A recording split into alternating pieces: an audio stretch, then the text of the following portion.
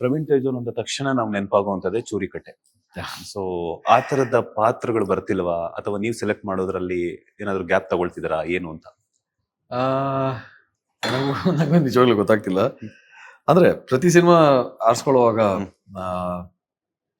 ಸುಮಾರು ವಿಷಯಗಳಿರುತ್ತೆ. ಅಂದ್ರೆ production, direction, ಕತೆ ಎಲ್ಲ. ಕೆಲವೊಂದು ಸಿನಿಮಾಗಳು ಕೆಲವೊಂದು ಕಾರಣಕ್ಕೆ ಇಷ್ಟ ಆಗುತ್ತೆ, ಕೆಲವೊಮ್ಮೆ ಪಾತ್ರ ಇಷ್ಟ ಆಗುತ್ತೆ, ಕೆಲವೊಮ್ಮೆ ಪ್ರೊಡಕ್ಷನ್ ಹೌಸ್ ಇಷ್ಟ ಆಗುತ್ತೆ, ಕೆಲವೊಮ್ಮೆ ಓವರ್ ಆಲ್ ಟೀಮ್ ಇಷ್ಟ ಆಗುತ್ತೆ. ಸೊ ಎಷ್ಟೋ ಸಲ ನಮ್ಮ ಕೈಲಿ ಇರಲ್ಲ. ಅಂದ್ರೆ ನಮ್ಮ ಕೈಲಿ ಇರಲ್ಲ ಅಂದ್ರೆ ಒಳ್ಳೆ ಟೀಮ್ ಸಿಕ್ಕಾಗ ಸಿನಿಮಾ ಬಿಡಕ್ಕಾಗಲ್ಲ ಆ ಥರ.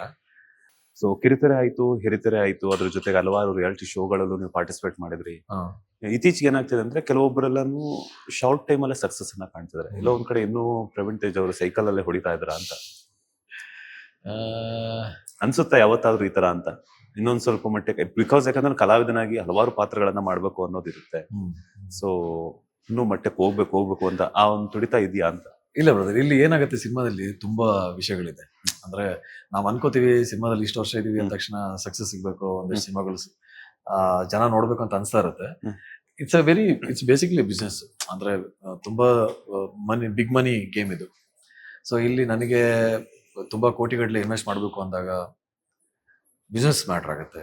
ಅಂಡ್ ವಾಪಸ್ಸು ಎಷ್ಟು ಓಪನಿಂಗ್ ಹೆಂಗಿದೆ ಅವೆಲ್ಲ ಮ್ಯಾಟರ್ ಆಗುತ್ತೆ. ಸೊ ನನಗೆ ಸಿಗೋ ಇವಾಗಿರೋ ಲಿಮಿಟೆಡ್ ಸ್ಕೇಲಲ್ಲಿ ಏನ್ ಮಾಡ್ಬೋದು ಅನ್ನೋದು ಒಂದು ಚಾಲೆಂಜ್ ಯಾವಾಗಲೂ. ನನಗೆ ಒಂದು 5-6 ಕೋಟಿ ಸಿನಿಮಾ ಮಾಡಿ ಒಂದು ದೊಡ್ಡ ಸ್ಕೇಲ್ ಸಿನಿಮಾ ಆಗ್ಬೇಕು ಅನ್ನೋ ಆಸೆ ನ್ಯಾಚುರಲಿ ಇರುತ್ತೆ.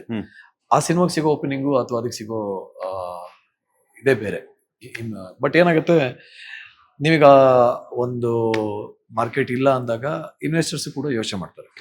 So we need to build that market. ಅದಕ್ಕೆ ಸ್ವಲ್ಪ ಒಳ್ಳೆ ಸಿನಿಮಾಗಳ ಮುಖಾಂತರನೇ ಆಗ್ಬೇಕು. ಸೊ ಪ್ರತಿ ಸಿನಿಮಾ ಏನಾದ್ರು ಸಣ್ಣ ಸ್ಕೇಲಲ್ಲಿ ಏನಾದ್ರು ಒಳ್ಳೆ ಕತೆ ಹೇಳಕ್ ಸಾಧ್ಯನಾ, ಒಳ್ಳೆ ರೀತಿಲಿ ಮೇಕಿಂಗ್ ಕೊಡಕ್ ಸಾಧ್ಯನಾ, ಈ ಸಿನಿಮಾ ಇಂದ ಹೆಚ್ಚು ರೆವೆನ್ಯೂ ಜನರೇಟ್ ಮಾಡಕ್ ಸಾಧ್ಯನಾ, ಈ ಪ್ರಯತ್ನ ಹೆಚ್ಚು ಮಾಡ್ತಿದ್ದಾಗ ಆಟೋಮೆಟಿಕಲಿ ನ್ಯಾಚುರಲಿ ಸಿನಿಮಾದ ಮುಖಾಂತರ ನಮಗೆ ಸ್ಕೇಲ್ ರೈಸ್ ಆಗುತ್ತೆ. ಇವಾಗ ಸೈಕಲ್ ಅಂತ ಯಾಕೆ ಅನ್ಸುತ್ತೆ ಅಂದ್ರೆ ನಮ್ಮ ಸಿನಿಮಾಗಳು ಜನಕ್ಕೆ ರೀಚ್ ಆಗ್ತಿಲ್ಲ. ರೀಚ್ ಆಗದೆ ಇರೋದಕ್ಕೆ ಕಾರಣ ಸಿನಿಮಾದ ಬಜೆಟ್ ಇರ್ಬೋದು, ಸಿನಿಮಾದ ಕತೆ ಇರ್ಬೋದು, ಸಿನಿಮಾದ ಮೇಕಿಂಗ್ ಇರ್ಬೋದು, ನೂರಾರು ಕಾರಣಗಳಿರುತ್ತೆ. ಸೊ ನಮ್ ಕೆಲಸ ಏನಂದ್ರೆ ಬೀಯಿಂಗ್ ಅ ಪಾರ್ಟ್, ಇದನ್ನ ನಾನು ಪ್ರೊಫೆಷನ್ ಆಗಿ ತಗೊಂಡ್ಬಿಟ್ಟಿದ್ದೀನಿ, ಫುಲ್ ಟೈಮ್ ಪ್ರೊಫೆಷನ್ ಆಗಿ.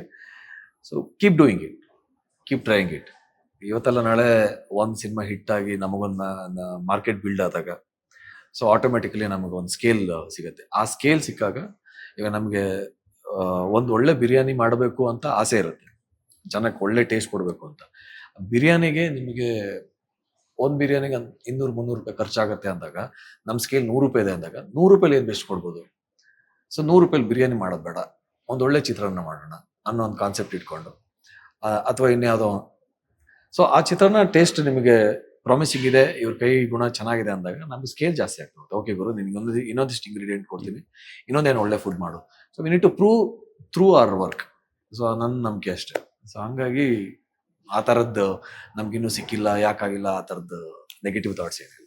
ಸೊ ಆರಾಮಾಗಿ ಯಾವ್ದಾದ್ರು ಸಿಗುತ್ತೋ ಆ ಪಾತ್ರ ನಿಮ್ಗೆ ಇಷ್ಟ ಆಯ್ತು ಅಂತಂದ್ರೆ ಆರಾಮ್ಸೆ ಮಾಡ್ಕೊಂಡು ಎಷ್ಟೋ ಸಲ ಗಾಡ್ಸ್ ಗ್ರೇಸ್ ಇನ್ನೂ ಬಂದು ಸಿನಿಮಾ ಮಾಡ್ತೀವಿ ಅಂತಿದ್ದಾರೆ, ಕತೆ ಹೇಳ್ತಾರೆ, ಡೈರೆಕ್ಟರ್ಗಳಿಗೆ ನನ್ನ ಜೊತೆ ಕೆಲಸ ಮಾಡೋದಕ್ಕೆ ಆಸೆ ಇದೆ. I should respect them first. ಈಗ ನನಗೆ ಯಾರೋ ದೊಡ್ಡವರು ಎಸ್ಟಾಬ್ಲಿಷ್ ಆದವ್ರು ಕೊಡ್ಲಿಲ್ಲ ಅಂತ ಕೊರೋದಕ್ಕಿಂತ ನನ್ನ ಜೊತೆ ಹೊಸಬ್ರು ಯಾರೋ ಬಂದ ತಕ್ಷಣ ಅವ್ರನ್ನ ದೊಡ್ಡವರು ಅನ್ಕೊಂಡು ಕೆಲಸ ಮಾಡೋದು it's very positive way. Latest ಹಾಗೂ ಇಂಟ್ರೆಸ್ಟಿಂಗ್ ಸುದ್ದಿಗಳಿಗಾಗಿ ಬಾಸ್ ಟಿವಿ ಕನ್ನಡ ಚಾನೆಲ್ನ ಸಬ್ಸ್ಕ್ರೈಬ್ ಮಾಡಿ, ಹಾಗೆಯೇ ಬೆಲ್ ಐಕಾನ್ ಪ್ರೆಸ್ ಮಾಡಿ. ಇದರ ಜೊತೆಗೆ ಫೇಸ್ಬುಕ್, ಇನ್ಸ್ಟಾಗ್ರಾಮ್, ಎಕ್ಸ್ನಲ್ಲೂ ಮಿಸ್ ಮಾಡದೆ ಫಾಲೋ ಮಾಡಿ.